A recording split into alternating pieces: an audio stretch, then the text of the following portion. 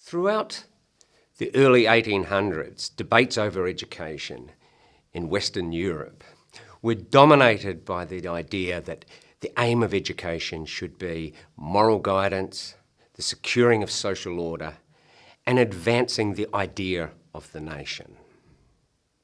Why was this so?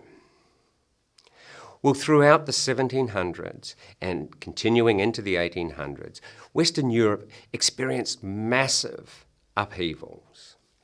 One of the main developments in this time was the Industrial Revolution. You had huge numbers of people who had previously worked on the land were suddenly thrown into the factory system where they worked as factory hands. We had political revolutions, not just in Europe, but also in Northern America, which overthrew established forms of political authority centred on the monarchy. And we had what we refer to as the urban revolution, the rise of large cities centred upon the new manufacturing industries and the factory system. So we get a situation where large numbers of people who had previously lived in small rural communities, who shared the same beliefs and values with their neighbours and interacted with them on a daily basis, were shifted into these huge urban settings, filled with strangers who did not necessarily share the same beliefs and values. In these new large cities, the extremes of wealth and poverty were clearly evident. If you were wealthy, the cities were wonderful places to live. They were the centres of a thriving cultural life. There was the energy associated with the early consumer culture. If you were poor, however, things were very, very different. The cities had grown so quickly that there wasn't adequate housing for everyone. So many people lived in overcrowded conditions. Sanitation was poor. Disease was rife. People worked long and hard for very little money. So there was this widespread mood of social unrest. For the social elites who had vivid memories of the French Revolution, this was a very disturbing proposition. So they looked to education as a means of restoring social order. Now, this was around the same period that the discipline of sociology was coming into being. Sociology originally directed itself towards the question of how is social life possible?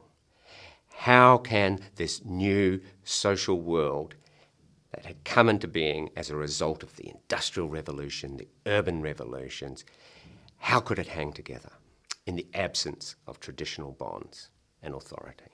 It is no coincidence then that we find one of the strongest statements that the aim of education ought to be about social integration comes from Emile Durkheim, one of the founding fathers of sociology, who also spent most of his life teaching teachers. For Durkheim, education could function to secure social integration in three ways. First, he argues, teachers ought to strictly enforce rules. This didn't just encourage rule-following behaviour, but it also instilled in students a sense that rules were necessary for orderly social life.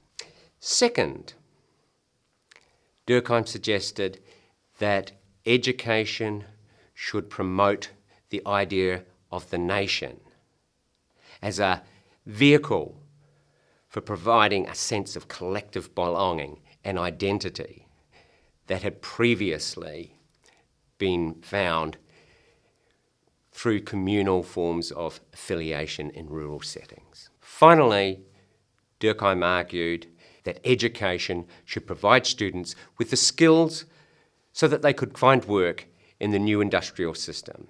This was not necessarily to aid the economic advancement of the nation, but more to give people a sense that they had a stake in society and that their efforts were valued.